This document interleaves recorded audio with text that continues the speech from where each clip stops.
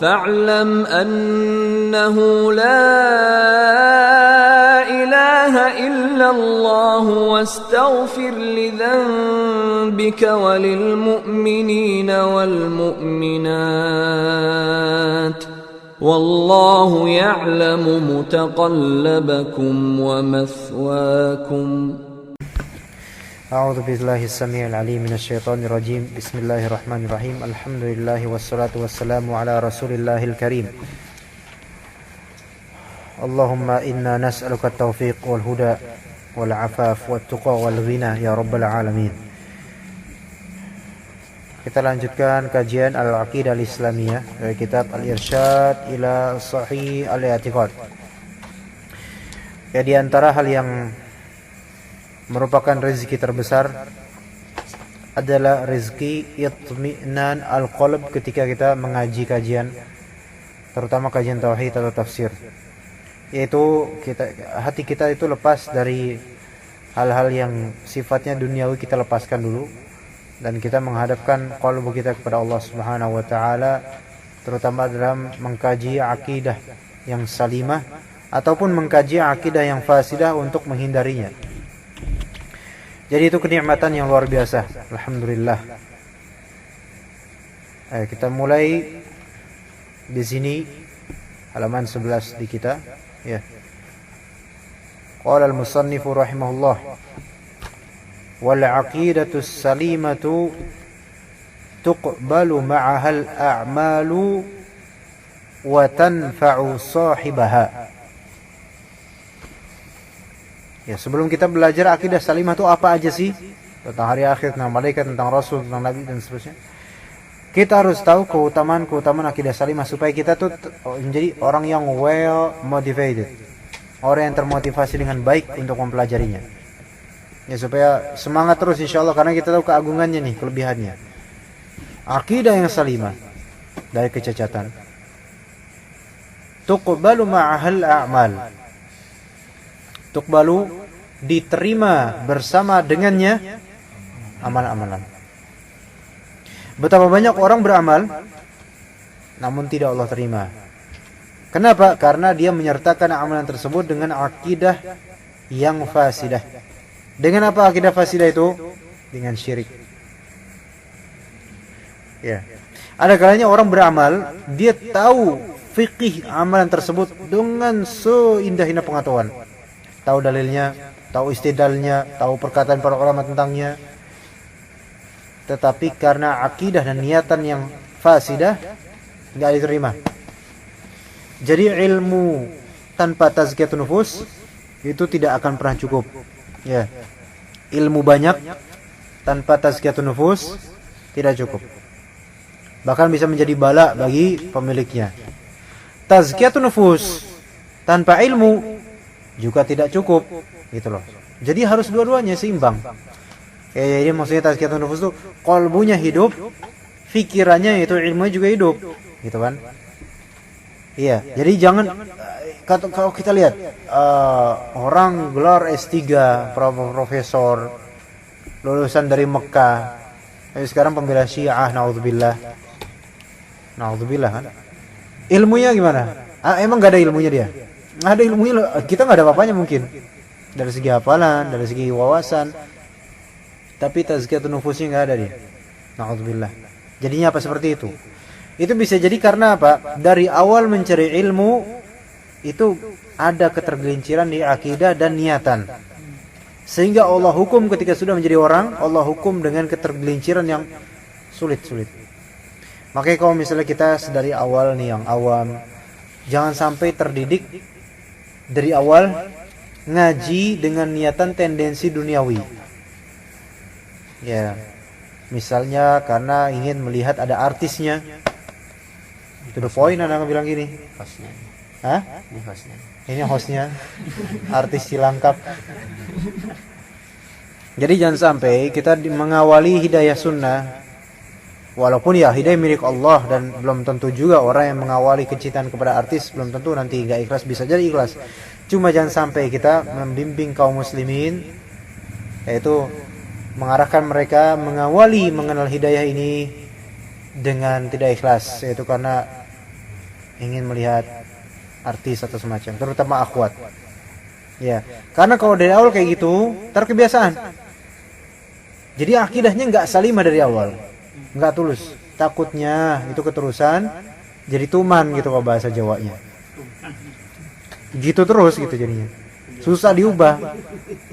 Misalnya kita tidur pagi, ya wes tuman itu. Susah diubahnya bagi orang yang sering tidur pagi. Tapi insya Allah enggak ya, yang akidahnya salimah insya Allah jarang tidur pagi insya Allah. Kecuali kalau sakit. Baca? Ngaji pagi ada. Ngaji pagi, mantap. Jadi tumannya itu ngaji pagi, mantap. Alhamdulillah. Tidur lagi habis itu ngaji ya.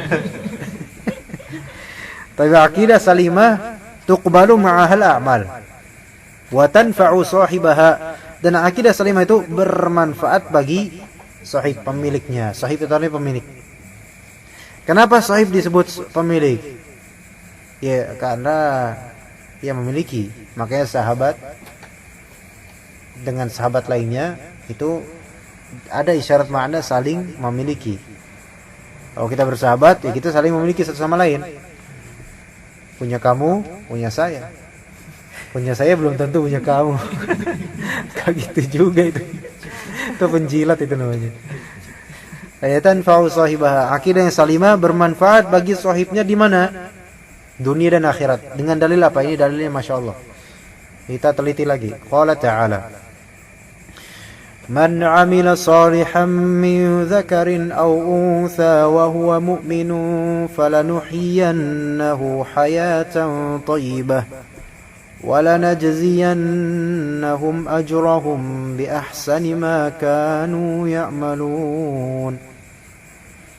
Syuf, man amila salihan, barang siapa yang beramal soleh. Nah ini man ini umum enggak? Umum. Kemudian amila solihan. Solihan di sini amalan soleh ini mutlak ini. Ya berarti umum apapun amalan itu soleh yang benar baik gitu loh. Min dzakarin aw untha, umum juga dari lanang lan wedok. Nah, kayak semuanya lah. Laki atau perempuan, di sini nggak ada benches, nggak ada di sini, nggak tertolak gitu, tertolak orang kayak gitu. Nah terlaknat itu yang kayak gitu, naudzubillah. LGBT, LGBT kan panjangnya apa? Lagi BT kan? Min dzakarin aw untha, laki ataupun perempuan, umum ini. Tapi kan betapa banyak orang beriman, orang beramal tapi nggak pakai iman. Nah. Makanya Allah tambahkan wa huwa mu'minun. Jadi enggak cukup man amila solehan saja. Waw di sini wa huwa ya, dalam waw sebelum huwa ini namanya wawul al-waw al-haliyah. Yaitu waw yang menjelaskan hal, keadaan ya. Berarti maknanya gimana? Sedangkan yaitu keadaannya bagaimana? Keadaannya gimana? Dia itu keadaannya beriman, mukmin. Dan ini label. Coba lihat, ini label langsung dilabeli oleh Allah, huwa mukmin. Beda dengan yang tadi, fi'il tadi pakainya, ya kan? Amila. Ini dengan fi'il, amalan. Kalau ini mukmin langsung labelnya. Dan dia dalam keadaan terlabeli sebagai orang beriman di sisi Allah Subhanahu wa taala. Berarti ada dua syarat di sini. Syarat pertama ittiba. Syarat kedua ikhlas. Loh kok bisa? Ya bisa, lihat di sini amilah solihan. Lah enggak ada yang namanya amalan soleh kalau enggak ittiba. Misalnya bid'ah misalnya. Ya enggak soleh, itu soleh menurut syaitan. Ya. Dan dia beriman, ikhlas. Karena ikhlas itu puncaknya keimanan itu. Percaya sama Allah. Orang yang misalnya ikhlas, itu kan orang yang benar-benar percaya sama Allah. Iya. Jadi barang siapa beramal dengan kesalehan dan dengan keimanan, apa balasannya? Di sini balasannya ada dua. Kita petakan ini kan. Ini harus peta ayat, harus tahu. Balasan pertama, nuhyiyannahu fi hayatan thayyibah. Balasan kedua, najziyannahum ajrahum bi ahsani, najziyannahum ajrahum. Tafsirnya gimana nih? Fa di sini namanya fa jawab rabithah li jawab syarat. Untuk jawaban syarat. Syaratnya kan tadi amila dan dia mukmin. Syarat. Nah, balasan ketika telah menunaikan syarat tersebut, nuhyiyannahu. Allah Subhanahu wa taala itu ahya amata wa ahya. Ahya yuhyi. Di sini nuhyi. Artinya apa nuhyi? Kami menghidupkan dia, yaitu kami menjadikan kehidupannya gimana gitu kan. Perhatikan baik-baik sini, Pak. Ada lam sebelum nun, ya kan?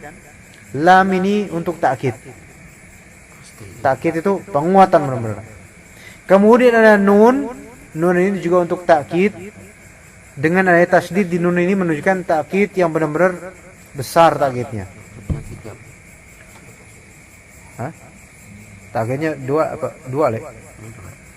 Lam dan nun. Iya. Nuhyiyannahu. Kalau nu di sini kami artinya, yaitu Allah Subhanahu wa taala. Itu kami akan tenanan gitu loh. Pasti gitu. Membuat dia hidup dengan kehidupan yang thayyibah. Kehidupan yang thayyibah. Ya. Nah, coba kita apa le? Apa, Pak? Iya, sungguh benar-benar kami. Ini Allah Ta'ala yang berjanji, dan janji Allah tidak akan diingkari olehnya. Ayat 97. Nah, penafsiran hayat thayyibah itu apa? Ada 5 pendapat. Anggap aja semua pendapat ini benar, sehingga tuh motivasi besar banget. Bahwasanya hayat thayyibah ini adalah rizki yang halal. Itu pertama. Itu perkataan Ibnu Abbas, Sa'id bin Jubair, Atha dan Ad-Dhahak. Salaf semua ini. Pendapat salaf. Berarti kalau kita amalan soleh ikhlas, ini kan lihat ini, amalan solehnya mutlak ya. Apa aja loh ya. Apa aja. Meskipun amalan solehnya itu ngelus kucing loh. Iya. Ngelus kucing kan nyenengin kucing. Kata Rasulullah SAW, barang siapa yang merahmati yang di bumi, akan dirahmati yang di langit ya. Yang di atas langit, Allah Subhanahu wa taala akan dirahmati. Nah, itu amalan soleh juga, Ikhlas enggak dia ngelus kucing bukan karena pengen dilihat akhwat atau gimana, enggak. Lagian ngapain juga. Malah nurun di bawah itu malah. Tapi dia benar-benar merahmati, ikhlas. Bisa dapat nuhyiyannahu ayatan thayyibah, bisa dapat rezeki halal. Siapa tahu apaan itu kita enggak sadar nantinya. Itu pertama, tafsiran pertama. Tafsiran kedua, hayatan thayyibah ini adalah al-qanaah. Qanaah itu kan merasa cukup apa yang ada gitu loh. Dan itu qanaah itu adalah kedermawanan yang terbesar. Kok kedermawanan gimana? Iya. Qanaah kok kedermawanan? Dermawan terhadap hati sendiri, qanaah itu. Iya, qanaah kan merasa cukup dengan rezeki yang Allah berikan ini. Jadi enggak kemaruk gitu loh. Qanaah. Nah, merasa cukup itulah kekayaan jiwa. Jadi qanaah ya, kalau kita sedekah, yaitu kita berbuat ihsan kepada orang, sedekah itu kedermawanan terhadap orang lain. Tapi qanaah itu kedermawanan terhadap jiwa sendiri. Kenapa? Karena kalau kita enggak qanaah, itu kita akan boros itu. Enggak dermawan, malah justru merugikan diri sendiri. Capek. Nah, barang siapa yang ingin memperkaya hati, maka dengan qanaah. Nah, qanaah ini kan harta yang besar banget ini. Ya. Jadi kalau misalnya kita tuh punya cita-cita banyak dihabak semua harta itu kan jadi nggak puas. Nah, orang yang beramal soleh dan ikhlas, dia itu orangnya bakal merasa cukup, tenang. Jadi orang yang merasa cukup itu tenang. Tapi orang yang merasa nggak pernah cukup, itu repot. Pengen ini, pengen itu. Cepet disamber ini, ada sepatu diskon ambil. Biasanya perempuan kalau gitu ya. Iya, ada ini ambil. Ada HP baru, pengen. Itu nggak, capek itu kayak gitu, capek banget itu.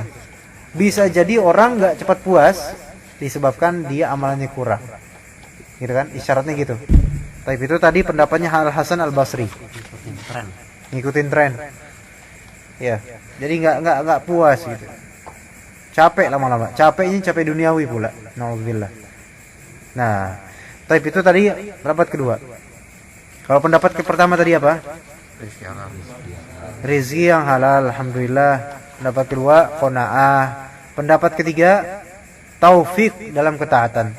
Taufik menuju ketaatan apa? Taufik menuju ketaatan. Apa sih maksudnya taufik menuju ketaatan? Antum tahu kalau misalnya khamr itu kan ummul khaba'ith ya. Kalau seseorang minum khamr itu akan berlanjutan, akan bertalian kepada maksiat berikutnya. Nah, dan sebaliknya.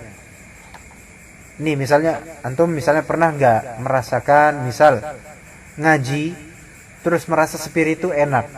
Ngaji di masjid misalnya, masjid hijau atau yang misalnya yang daurah atau kajian hari Ahad sebelum zuhur misalnya. Kemudian ngerasa tuh enak gitu. Nah kemudian tuh kangen dengan sholat zuhur. Bukan kangen karena bosan sama materinya, bukan. Tapi kangen tuh pengen cepet curhat sama Allah gitu loh. Kadang misalnya kita ngaji mungkin tazkiyatun nufus, kadang hati untuk nangis.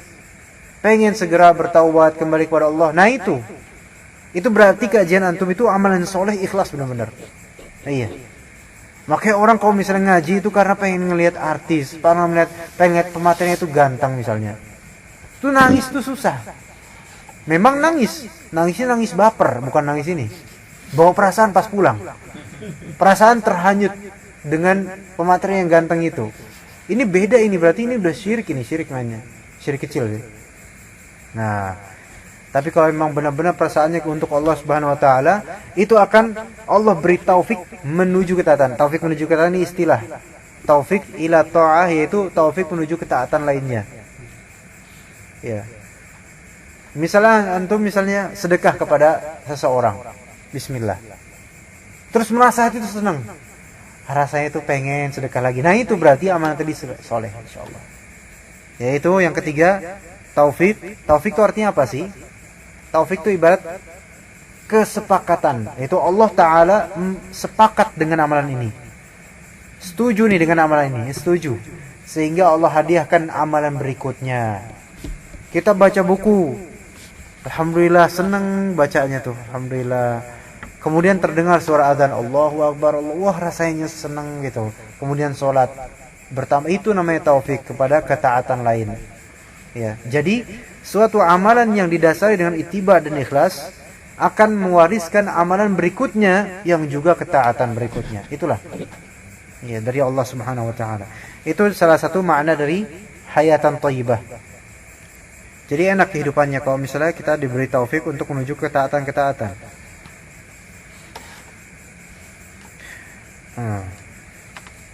Ini dikatakan oleh Ad-Dhahhak juga yang tadi itu. Kemudian ada pendapat yang keempat, hayatan thayyibah artinya adalah jannah, surga, yaitu jelas. Dikatakan oleh Al Hasan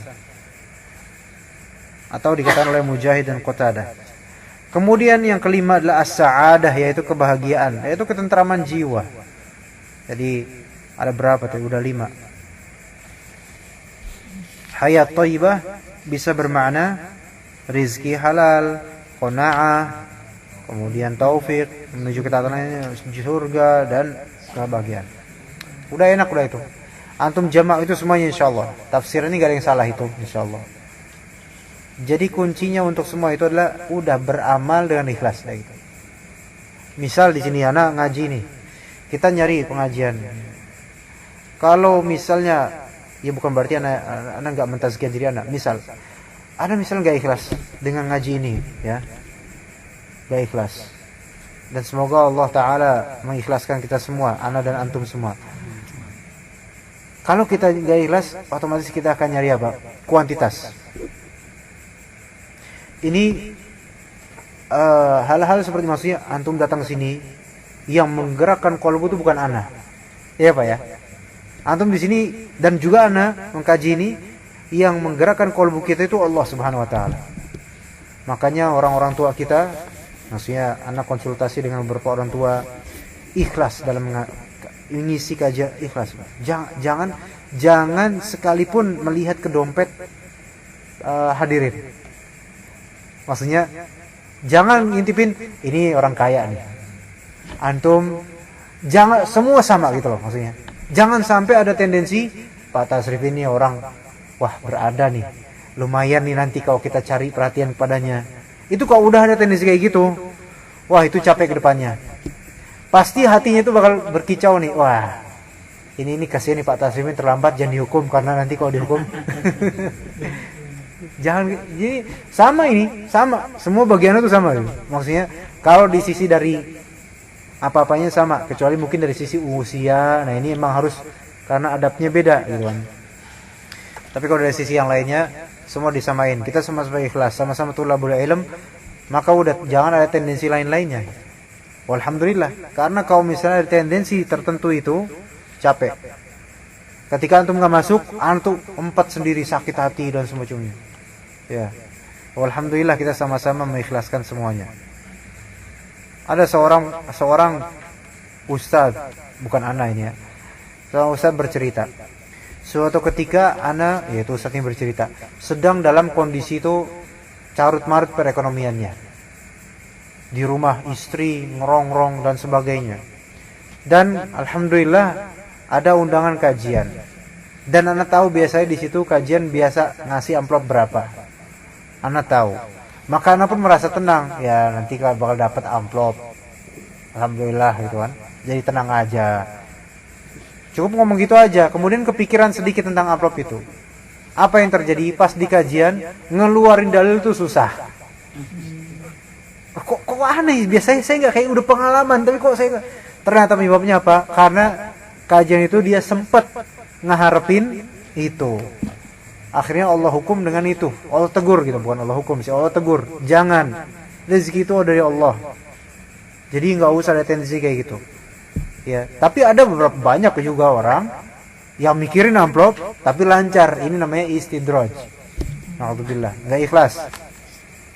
Na'udzubillah. Jadi kita jangan ada tendensi apapun. Insyaallah di sini juga enggak ada apa yang mau dicari dari Anda. Ya enggak ada yang dicari dari kita. Anda enggak nyari apa-apa. Yang penting kita sama-sama mencari ilmu. Allah Subhanahu wa taala akan merahmati kita dengan ilmu tersebut dan memberkahi kehidupan kita karena kita mengisi waktu dengan baik. Alhamdulillah. Selesai, tidur enak nanti nyaman dengan tauhid, bismillah. Baca subhanallah walhamdulillah wallahu akbar 33 34, kemudian baca qul huwallahu ahad, baca ayat kursi.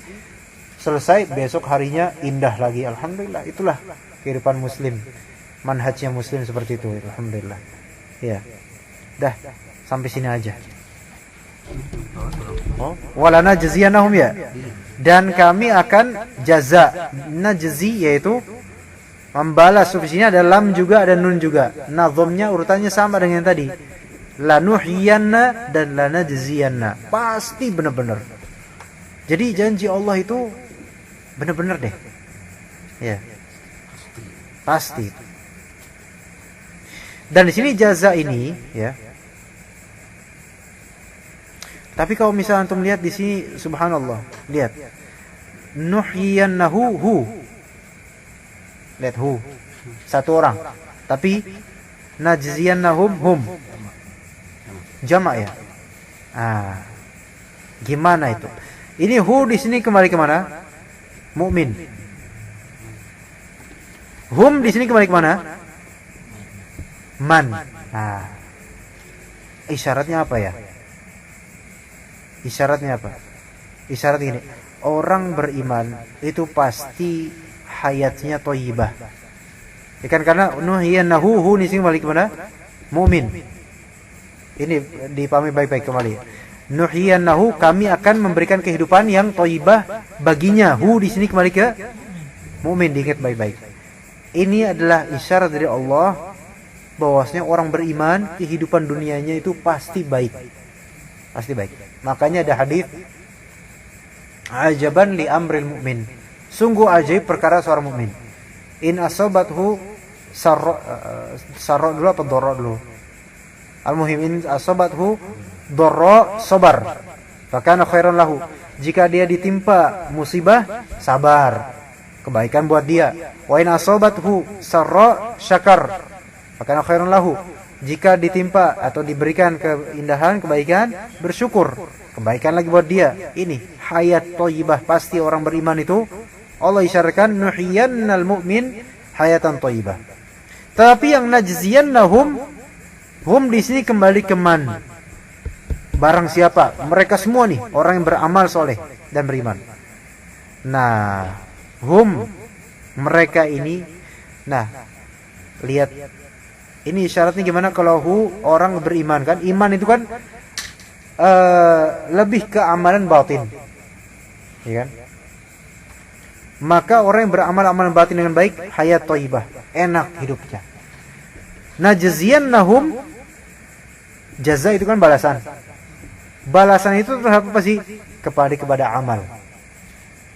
Makanya kembali hum di sini kembali ke man amila solihan.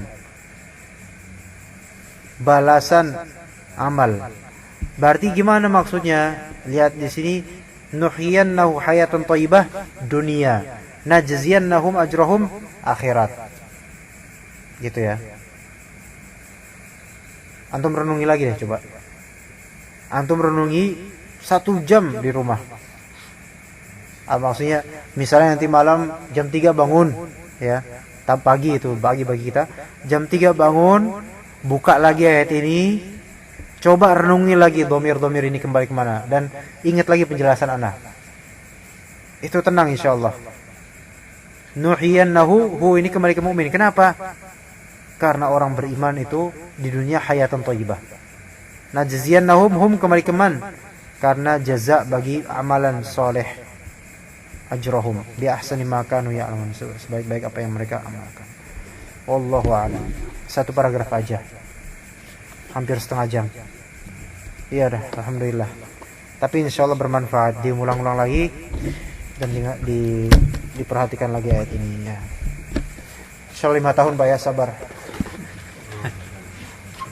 Yang penting keimanannya ya, bukan khatamnya. Kita tutup dengan doa kafaratul majlis. Subhanakallahumma bihamdika asyhadu an la ilaha illa anta astaghfiruka wa atubu ilaik. Alhamdulillahirabbil alamin.